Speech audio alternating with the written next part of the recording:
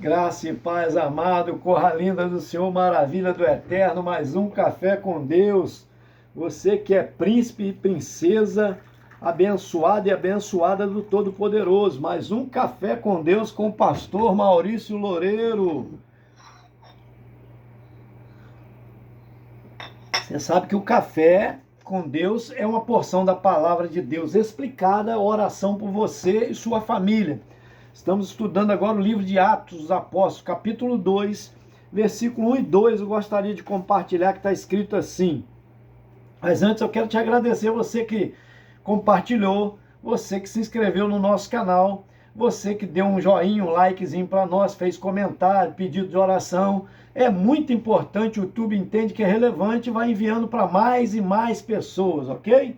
Você que não se inscreveu, me ajuda aí, gente. Ô, meu pai, parei no 444, lá, 444. Vamos aumentar o número de inscritos? Vai lá nas letrinhas azuis, clica lá, te direciona para o YouTube. Lá você clica em inscrever-se, é automático. E clica no sininho para receber todos os dias as nossas notificações. Versículo 1 e 2 de Atos dos Apóstolos, capítulo 2, diz assim: E cumprindo-se o dia de Pentecostes, estavam todos concordemente no mesmo lugar, ou seja, reunidos. E de repente veio do céu um som, como de um vento veemente e impetuoso, encheu toda a casa em que estavam assentados. Amém? Vou parar aqui, porque foram vistos línguas repartidas, desceu sobre eles o Espírito Santo. Esse texto aqui vem falar para nós da importância de obedecer, porque eles iam ser testemunha em todo Jerusalém, Samaria, confins da terra, em todos os lugares. Então precisava de um revestimento do Espírito Santo. E o Senhor Jesus manda-os estar lá em Jerusalém e aguardar a descida do Espírito Santo. Eles não sabiam que dia seria, estavam orando, unânimes, Nós falamos sobre isso, unidos em oração no propósito de buscar a Deus, aguardando a descida do Espírito Santo.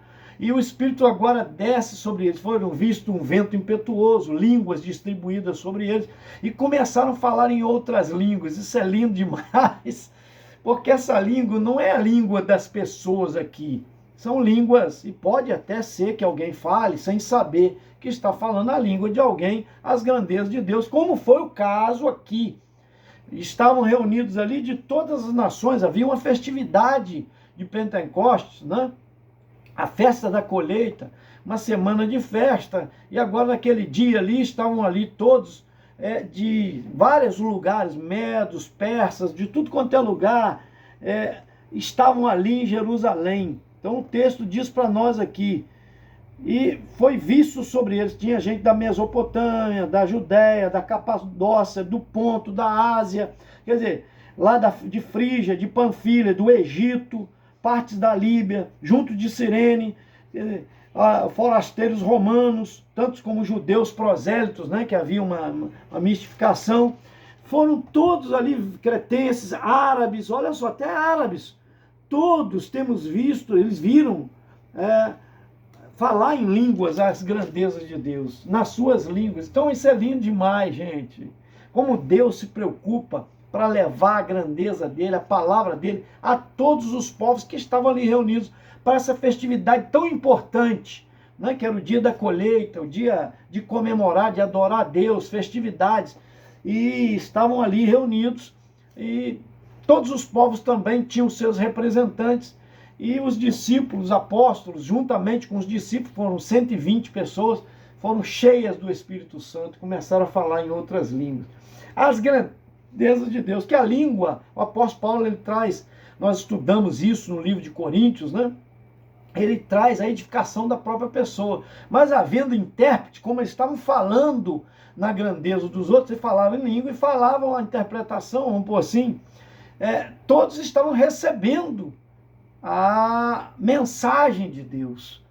E Pedro se viu, obrigado, claro, porque estavam falando, achando, rindo, vamos pôr, admirados, vendo eles falar, achando que eles estavam embriagados, que eles tinham bebido demais, estavam embriagados. Não era. E Pedro então toma a palavra e começa a orientar, mostrando que Joel já tinha predito isso, que haveria nos últimos dias de acontecer.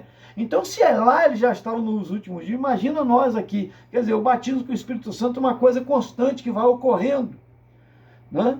Então, senão a Bíblia diria, antes dos últimos dias acontecerá. Não, ele diz nos últimos dias. Então, desde lá para cá, são os últimos dias.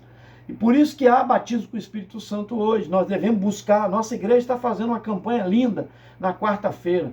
Unção com óleo para a família e para a busca do Espírito Santo, para o avivamento, né? Um avivamento. Então, o batismo com o Espírito Santo é algo real, é um revestimento. Pastor, mas a pessoa que aceita Jesus, ela não recebe o Espírito Santo? Recebe. Só que o batismo com o Espírito Santo é um revestimento. O que é revestir? Eu estou com essa camisa aqui, eu vou botar um paletó, eu estou revestindo. Esfriou, por exemplo, eu vou colocar um paletó, né? Uma blusa. E revestir é sobrepor. Então é isso que o Espírito Santo faz, trazendo uma porção maior da atividade do Espírito Santo sobre aquela pessoa. Isso é importante porque vai criar um dínamo na pessoa, é o poder de dínamo, de explosão, para sair e pregar, para dar testemunho, para não temer a morte, para não ter medo de ser preso, para não ter medo de ser torturado. Então é isso que eles foram revestidos para isso. Por isso que eles saíram pregando para vários lugares, né? Não ficaram só em Jerusalém, mas testemunharam em Samaria, testemunharam na Judéia, nos confins da terra, foram testemunhando em todas as nações. E é por isso que o evangelho hoje é pregado a todo lugar. Enviamos missionários a todo lugar do mundo. Por causa de quê? É o poder de Deus no coração daquela pessoa, na vida daquela pessoa. Senão ela não deixaria sua família a troco de ganhar o quê? Se fosse para ganhar fortuna, tem gente que vai. Mas o missionário, muitas vezes, ele ganha menos do que um pastor. Olha que situação. Ele vai por amor. Ele vai dependendo de uma ajuda da junta missionária, de algumas igrejas que fazem parceria para ajudá-lo. Então ele passa perto, pagando um aluguel, né, para pregar o evangelho àquele país. E tem países que tem que entrar sorrateiramente. Tem que entrar como professor, como guia turístico, como, né, alguma profissão para poder ter acesso às pessoas, senão nem poderia entrar ali, como que ele estivesse trabalhando naquele lugar. Mas, na verdade, ele está ali para pregar o evangelho, para tornar notório o evangelho. O que é o evangelho, pastor? O evangelho é as boas novas de Jesus, do Salvador, que esvaziou-se da sua glória, habitou, tomou forma humana, né? Nasceu da Virgem Maria, cresceu no nosso meio, fez milagres, maravilhas, curou a tantos, libertou pessoas oprimidas pelo diabo, né? Expelindo demônios, tá? E ainda ele morreu na cruz do Calvário, sendo antes torturado, recebendo coroa de espinho, carregando madeiro pesado, cravando as suas mãos, seus pés naquela cruz horrenda, que depois se tornou símbolo de graça, mas era símbolo de maldição. O nosso Deus se fez pecado por nós, seu Filho Jesus Cristo. Então, olha só, essas são as boas novas. Mas ele não ficou morto, ele ressuscitou o terceiro dia. E isso é que é lindo, para mostrar que ele tem poder sobre a eternidade, que ele pode garantir para aquele que crê nele, que ele vai dar a vida eterna para ele, vai viver com o Senhor para sempre, longe de dor, longe de sofrimento, longe de preocupação, longe de perseguição.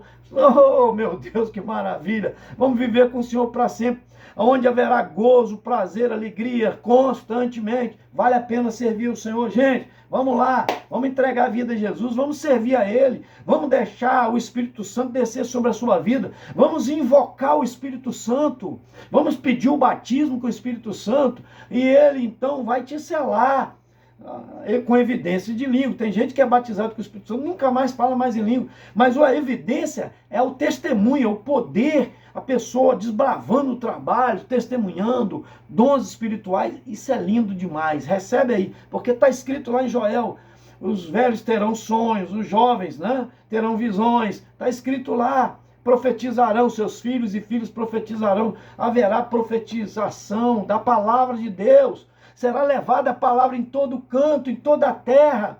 Por quê? Porque foi cheio do Espírito Santo. Que você seja cheio do Espírito Santo. Isso que eu profetizo na sua vida. Eu quero orar por você. Pai, em nome de Jesus, tua palavra foi pregada naquele dia, naquela pregação, discorreu-se toda a Escritura apontando para Jesus e sobre o derramamento do Espírito Santo. E ainda, Senhor, houve uma conversão de mais de 3.000 almas ali, Senhor, porque não eram contados nem mulheres nem crianças naquele tempo.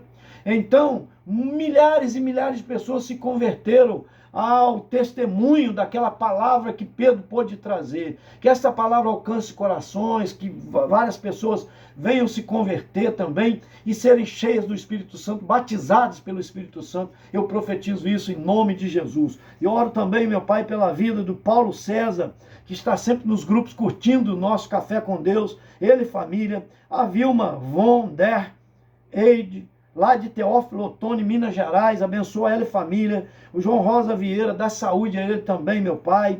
Deus, a Samira Carvalho e família, a Val Ramalho, família, a Rosana Marques e família, o Francisco Garcia, também, ó Deus, pastor Francisco da Assembleia de Deus, abençoa ele, família. Deus, a Nélia Carvalho e família, a Rosaura Marques e família, o Jorge Luiz Rodrigues e família. Essa é a oração que fazemos também por todos os caminhoneiros, meu Pai, suas famílias, todas as famílias do Brasil, e que o Brasil tenha paz em nome de Jesus. Eu oro agradecido. Amém. Esse foi mais um Café com Deus, gente. Senta o dedo, me ajuda, vamos compartilhar, me ajuda aí a evangelizar.